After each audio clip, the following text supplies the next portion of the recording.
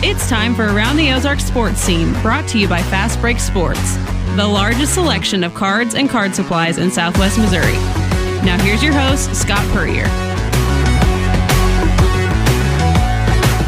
Welcome in to another edition of Around the Ozarks Sports Scene. I am Scott Puryear. As always, appreciate you taking time to listen to the podcast and wishing everyone a happy 4th of July holiday weekend. Be safe out there. And our special guest today is a longtime friend, former coworker, and the Vice President and Director of Athletics for Drury University, Nyla Milleson. Nyla, thanks for joining me. You are quite welcome. Always a pleasure to have conversation. Yeah, we go back to the, me writing stuff to make you mad probably in the 90s at the News Leader to working alongside each other at Drury for several years during some great basketball runs there.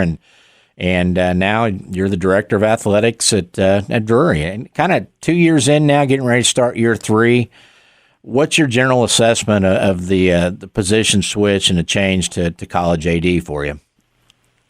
I've enjoyed it. As I've said many times over the last 3 years, I'm certainly not going to lie and say that I don't miss the coaching, but because I miss the relationship with the young ladies, I miss, just the competition itself. I loved practice and some of those things, but I can say that I certainly don't miss the travel and some of the many changes that I'm sure you're going to get into here in a few minutes that surround college athletics. So it's been a really good transition for me.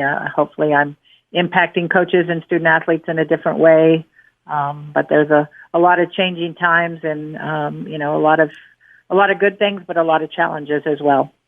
Back, we were kind of joking in setting us up and back in the, late 2000s and that era, you kind of had a little bit of time in the summer to catch your breath. Me as in sports information, because there was kind of about a month where it was calm before the storm. And same thing for you. Once you got done with camps and recruiting, maybe get a little downtime.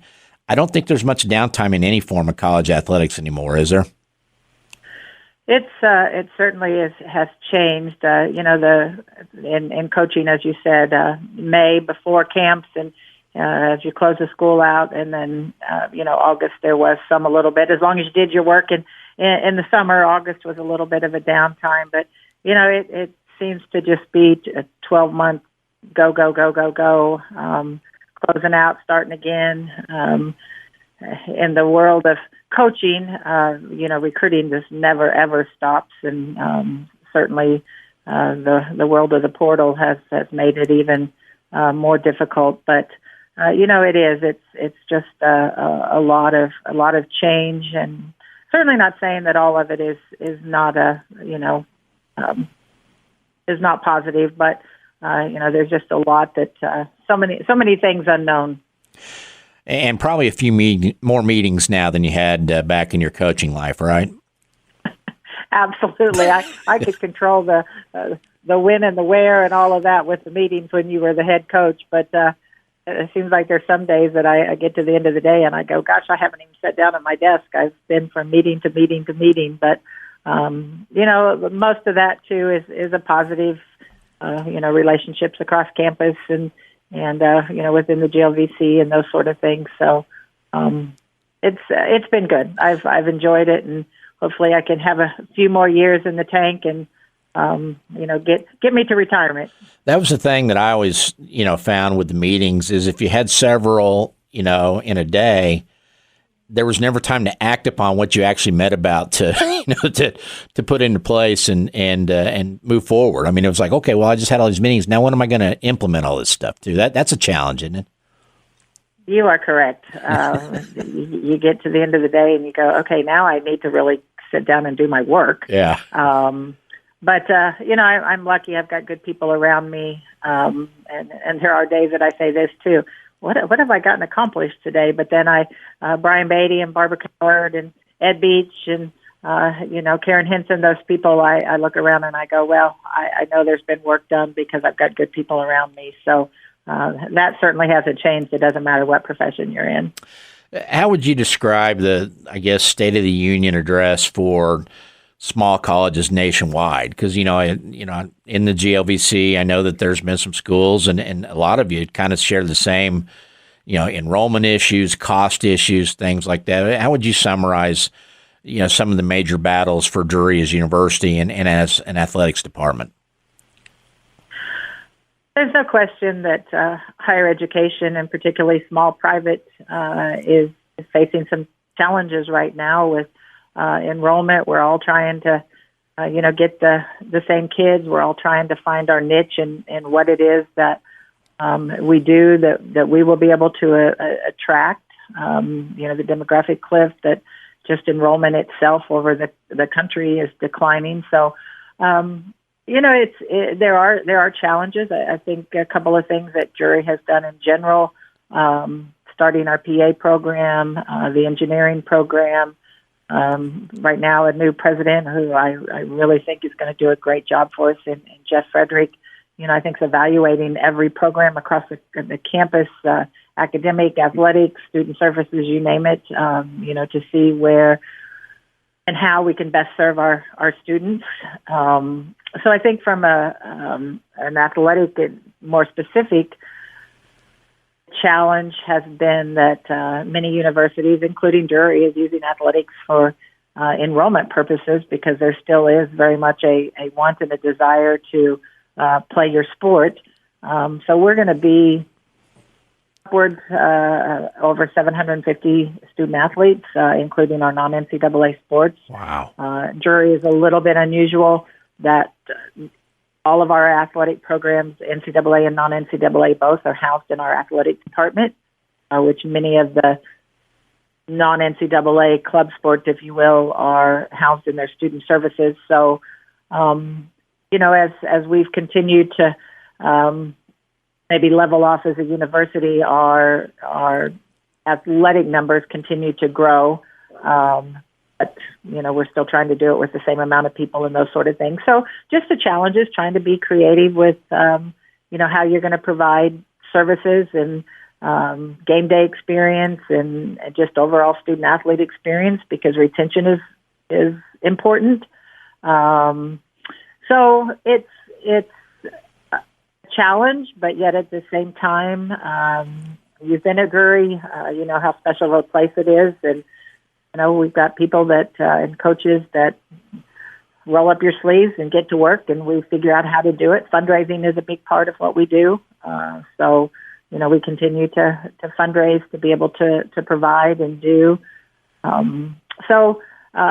Great place to be. Drury it really is. It's a great place. It's a great education. But it certainly at this point in time in our world doesn't come without some challenges and some creative ideas to figure out how to make it all work. Yeah, and I think you touched on a big thing there. Ed Beach and I stay in contact as friends, and he'll bounce things off of me. But when I was there, I think we had 17 or 18 sports. And now you counting the non-NCAAs, you've got, 33, 34, somewhere in that range? Yep. So almost double. Yep. So it's a different world. And I think the thing that you hit on there is, those kids that come here for whether it's shotgun or hockey or esports or whatever, expect to be kind of treated like Drury athletes, don't they? And that's a challenge with your staff and your funding and everything else. And that's where the coaches really have to get after it, isn't it? It is. And, we're really lucky. And our student athletes and our coaches are really lucky that we look at our athletes as a total athletic program. Mm-hmm. Our non-NCAA are funded at a good level and those sort of things. But it does get to be a challenge in staffing events. The non-NCAA are kind of responsible for themselves, so there's a few things like that are different.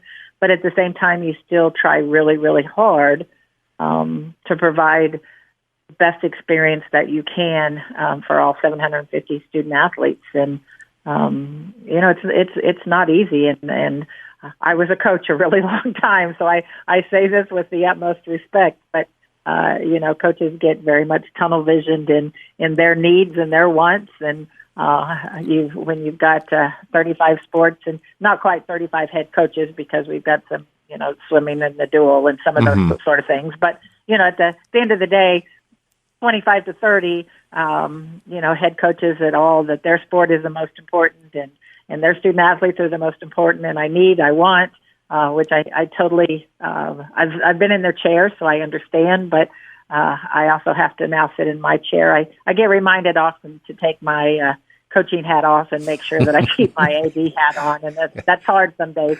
But to try to provide, you do, and every coach works hard, and every student athlete works hard. So to try to find a balance is really difficult. 700 plus athletes. I mean, I think when I left in 16, there were maybe 325 or something like that. I know as an AD, you like to take pride in knowing your athletes. That's hard, and with that many and that many sports, there's no way. There's no way, and that's what I really miss. I really miss the interaction. Some of the smaller sports, and the ones that you can, when you watch up close, and but 70 swimmers, and if you're watching them compete, you're watching them in the water. So it's like I don't, so you have to just kind of get to know as they come in and out of the training room. And I know, a number of our student athletes work on campus, such as in the commons and special events. So I've gotten to know them through those sort of things. But you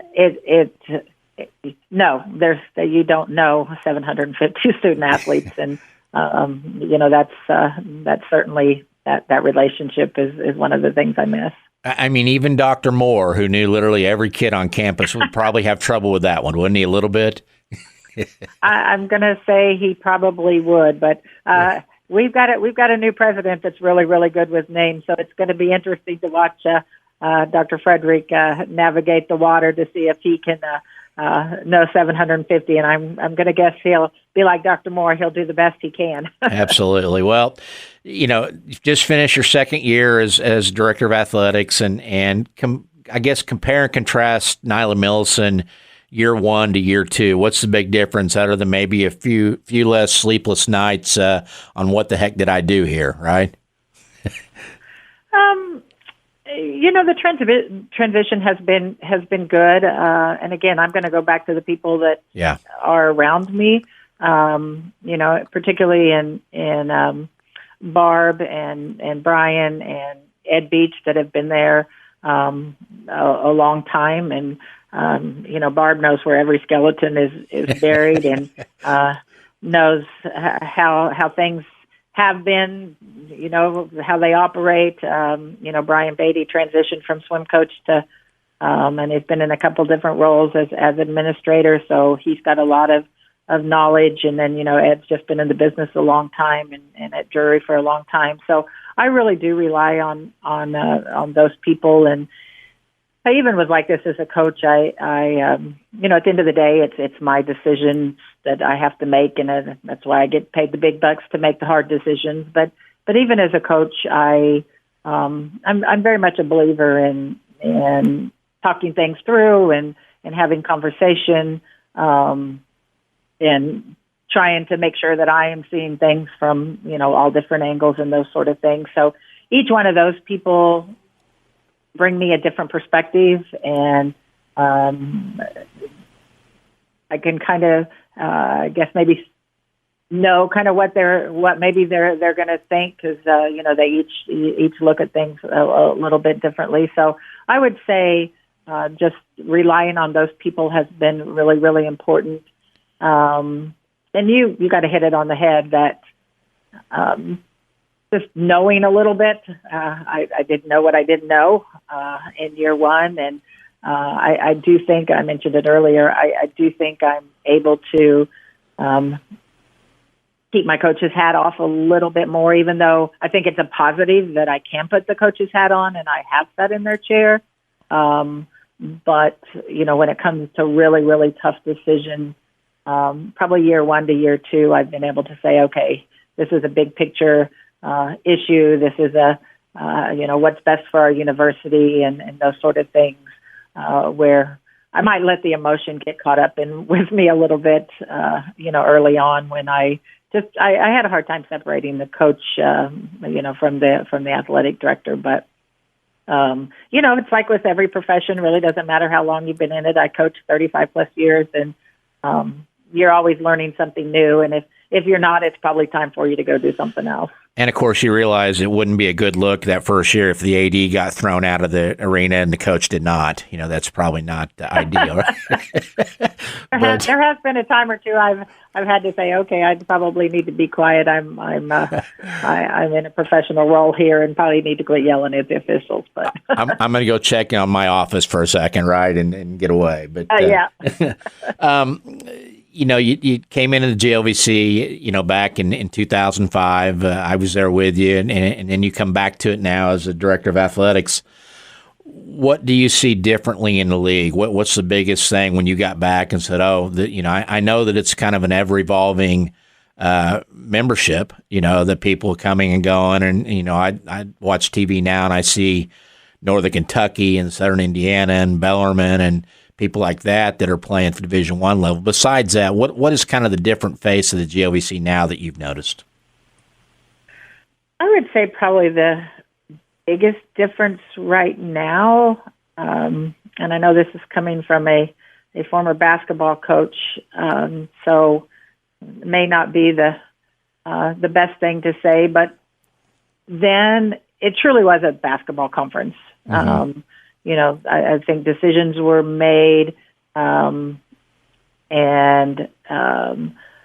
schools adding and those sort of things were all very much based around basketball, right, wrong, or indifferent. And it's really shifted to football now. So, and I'm certainly not saying that it's hurt basketball, but I'll just give, I think the addition of Upper Iowa was probably a football decision to make sure that, the GLVC had enough football schools. And I probably should back up and preface all of this by saying the GLVC has had to evolve and change with the ever-evolving and change of the country with the realignment of conferences and what you said, Northern Kentucky, Bellarmine, Southern Indiana, all of those schools out. Mm-hmm. You have to make decisions that keep your conference intact and together. And so the shift has kind of been to football. So I'm certainly not saying this is in a negative way, but the shift has been to make sure that we can stay together as a conference, with football being one of our primary sports.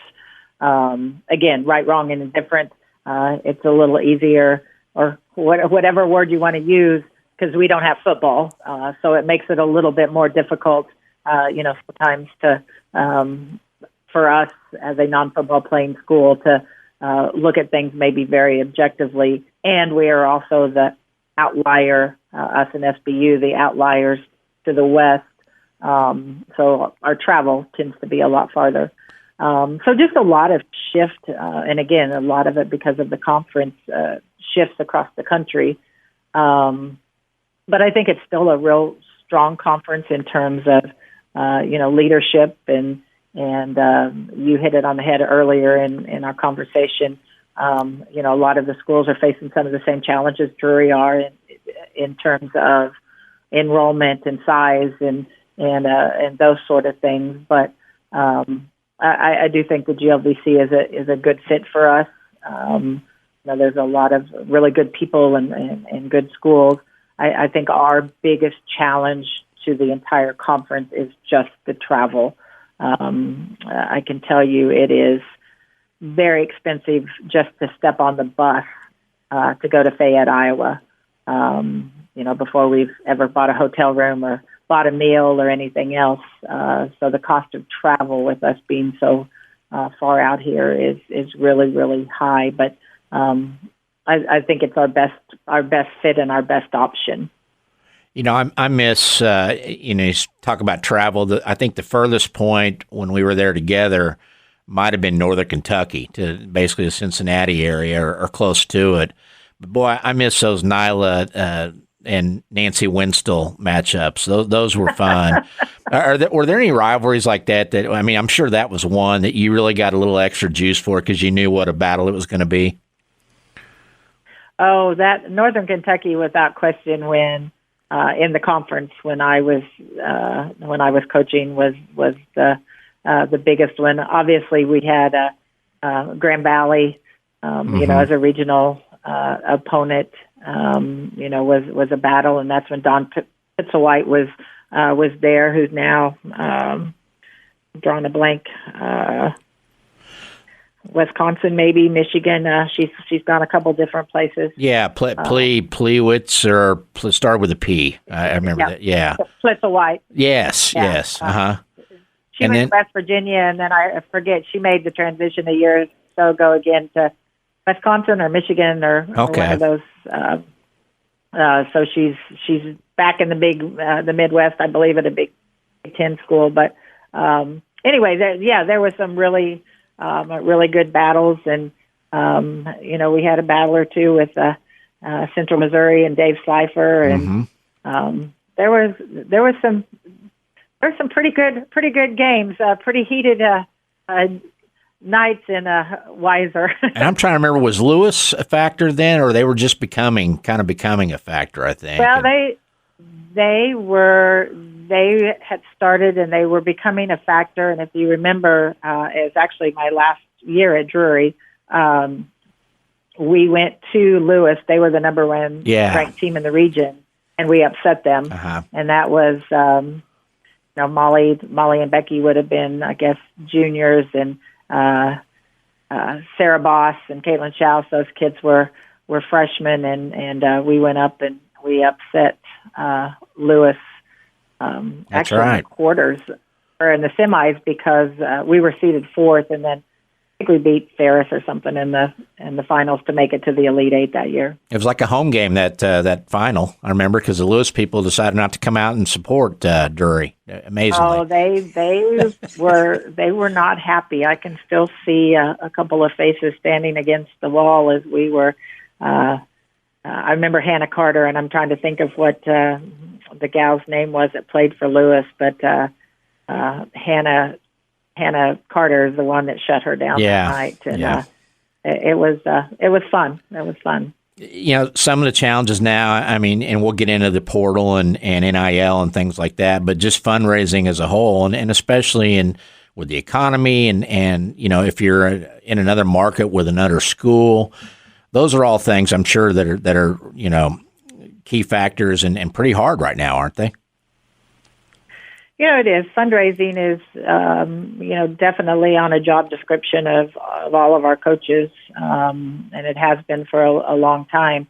You may not remember this, and maybe by the time you got there, it had been changed. But I know when I first came to Drury, men's and women's basketball had to raise their money for their room and board. Oh yeah, Top of some other things, but so fundraising has always been a big part of what we do.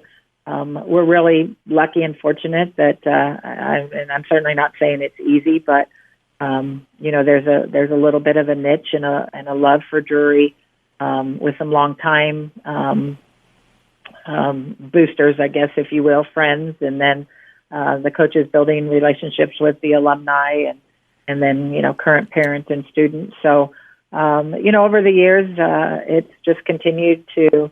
We've got to raise a little bit more and a little bit more. And at one point in time, I will say, too, that fundraising at the college athletic level was probably a little bit more for the extras. And not that we still don't do some extras, but that means extra fundraising.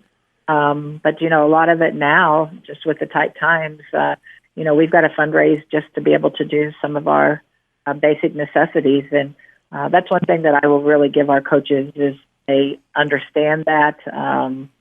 We'd all like to have more, but, they just do what they have to do. And we started 3 or 4 years ago at Champions Challenge, the online 1 week fundraising campaign, and we've done really, really well with that. And then each individual sport kind of has their own thing that they do.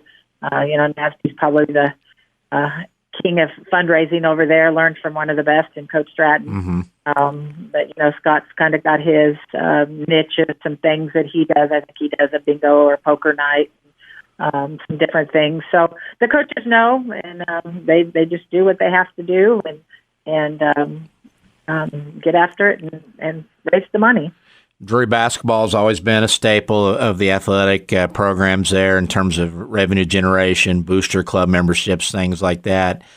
And schools across the country fight the attendance thing now because there's so many distractions, so many things that, especially younger parents, they got to go to their own kids' games or things like that. And you get a fan base that, I know this is breaking news, but we all age, and they get older and stuff. And is that a particular challenge for you right now and something that you all have to tackle just like everybody else is figure out ways to get more people into the O'Reilly Center for basketball over the winter? It is. And, you look back and you think, well, we used to do, and we did this. And I get lots of people telling me, well, do it this way or do it that way. And things are just different. And it's certainly not without, effort, or I guess I should say lack thereof. Overflow the O is a perfect example. And we're going to try something different again this year, but, you have different variables that are hard to overcome. And I think COVID, and I just hate to continue to use COVID and certainly not as an excuse, but, I think COVID opened up the idea to so many people that I can stay home and I can pretty much live my life and I can watch and I can work from home and I can do all these other things. So why go back out?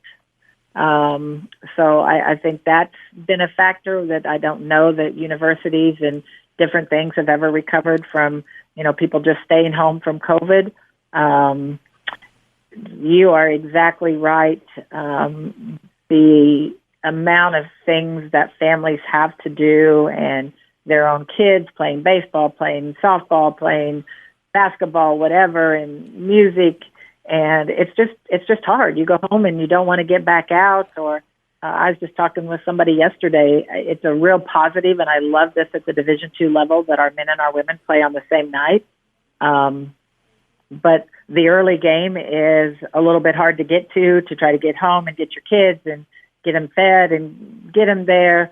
And then the late game is, okay, I can get there, but then I don't get my kids to bed until, past 10 o'clock. And, your elderly people probably is good for the first game, but then a lot of them don't like to drive, late at night. Mm-hmm. So there's just, all of it can be excuses if you make it excuses, but it's certainly variables to why it's really, really hard to get people to the games. And we're going to continue to try to, find creative ways and do the best we can. But some of it, just like everything else in our world, is our changing society.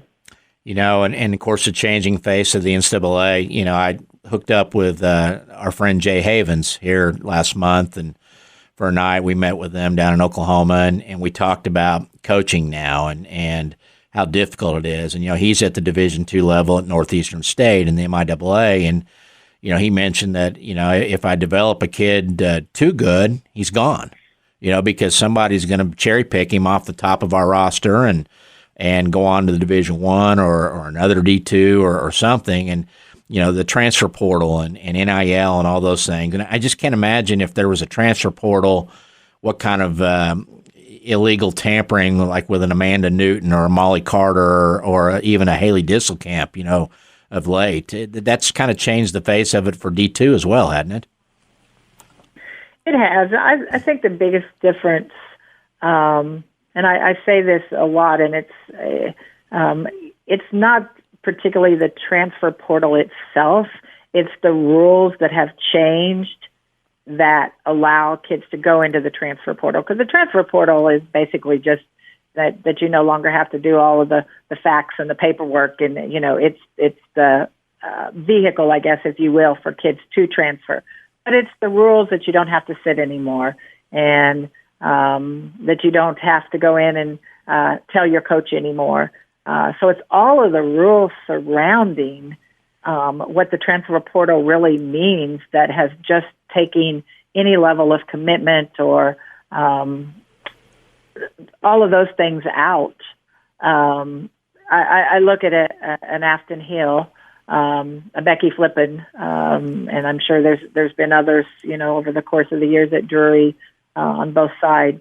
Becky might have been different because she was coming home.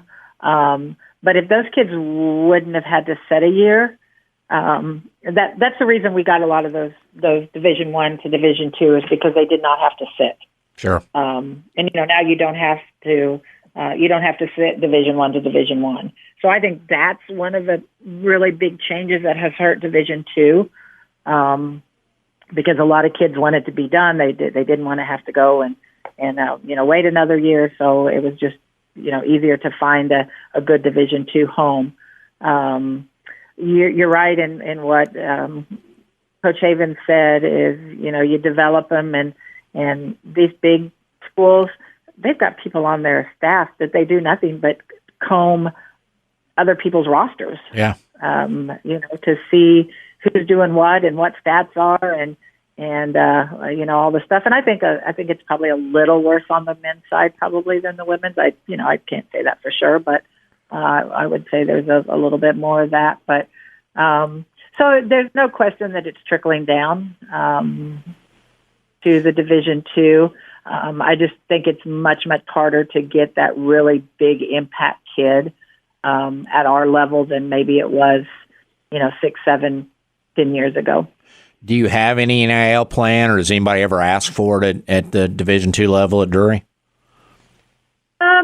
We've had a couple of coaches and a couple of people come in, and we're trying to kind of figure out the best way. Again, I'll use Coach Nasby. He's just really proactive and trying to do and keep his program at a high level.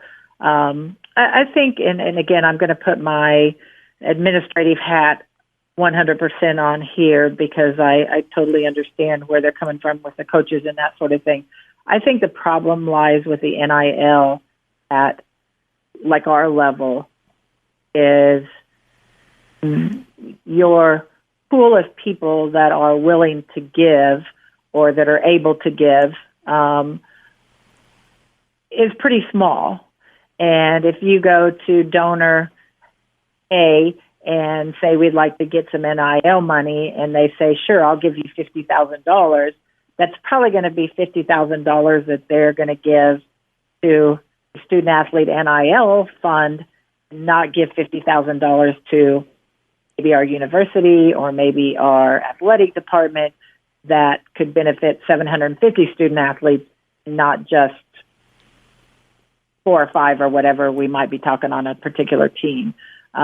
So and this is just me with not the experience that some of the big time schools have, but my guess is that at the big time schools, A, just their pure number of donors, but B, that maybe the deeper pockets have the ability to still support the athletic department as well as the NIL initiatives, which I don't know that we would have that, and that's probably what makes me a little bit nervous to really pursue it gun-ho, I guess, if you will. Sure.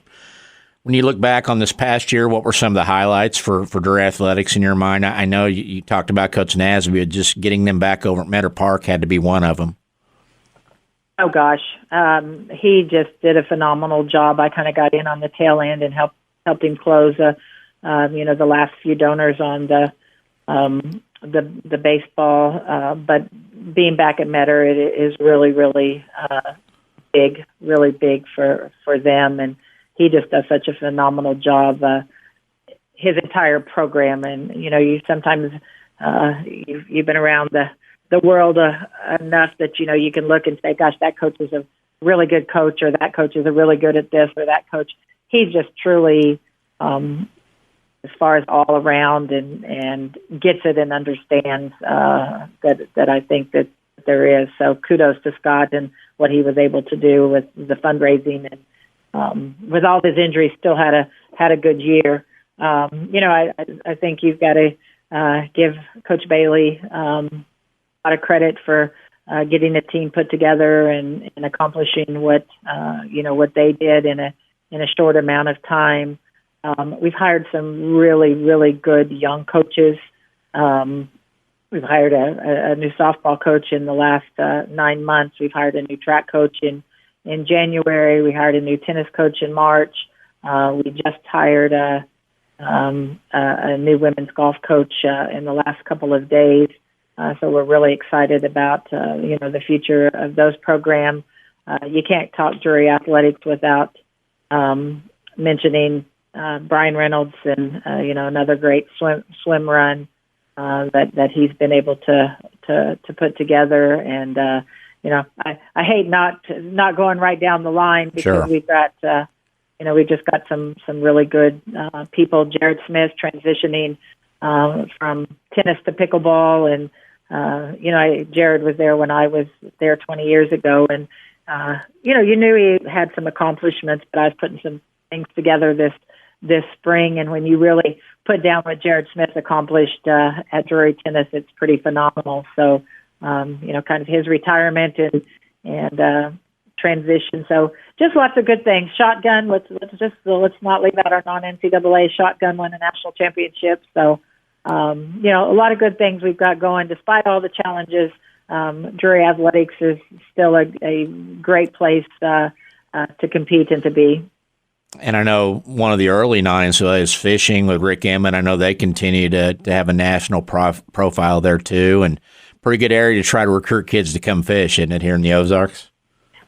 It is. Rick has done a phenomenal job, and he's another one that just gets it.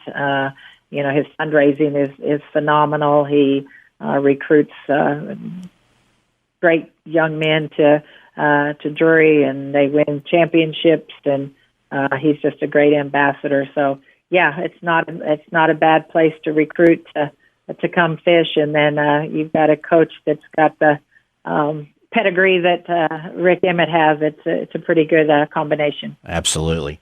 Well, you touched on it earlier, but another new president at Drury, and you came in with one who maybe didn't understand fully the impact that athletics can have on a university. I'll say it, you don't have to. The interim John Berline did understand that. I mean, longtime supporter. Where does Jeff Frederick fit in that scheme of things now in terms of Drury athletics and the new guy calling the shots? I'm really excited to work with Dr. Frederick, and this is a selfish statement as we were looking through candidates, but he was a faculty athletic rep for 10 years, so that certainly doesn't hurt, and no question he understands the importance of athletics. He understands the importance of trying to balance winning and making sure that our student athletes do what they need to do in the classroom. But at the same time, he's got some tough decisions to make in terms just of our overall university and what we need to do and how we need to continue to move forward. But I'm super excited to be able to work with him. I think he's going to do a great job for Drury. Well, Nyla, I appreciate your time and hope you have a happy 4th with the family, and always enjoyed our time working together. Drury's always going to be a special place to me because I had 11 great years over there, and I know you're going to keep the ship going in the right direction and continue to grow and should have 50 sports by 2030, I guess, or so. I'm hoping we're about done, but as always, I appreciate you too, Scott. And it's funny when you brought up when I moved here in the 90s, Scott Puryear was one of the first names I heard, the Glendale Kickapoo rivalry, and don't believe everything he writes in the newspaper. And yeah, it usually came I with. I have to kind of laugh with. Yeah, avoid at all costs was probably the first advice, or something. Yeah, but no, yeah. but our friendship has been has certainly meant a lot, and our professional working relationship. So as always, I always appreciate you and giving me the opportunity to have conversation with you. Same here. Thanks, Nyla, and enjoy your holiday. All right. That's going to do it for another edition of Around the Ozarks Sports Scene. As always, appreciate you tuning in and listening each week. Big thank you to Fast Break Sports, our sponsor. They're at 3109 South Campbell. They are your home for all things sports cards, collectibles, memorabilia. If you're going to dress up that fan cave, man cave for this fall for football season, get over and see the guys in Fast Break Sports and get it done. We'll see you next week here on Around the Ozarks Sports Scene.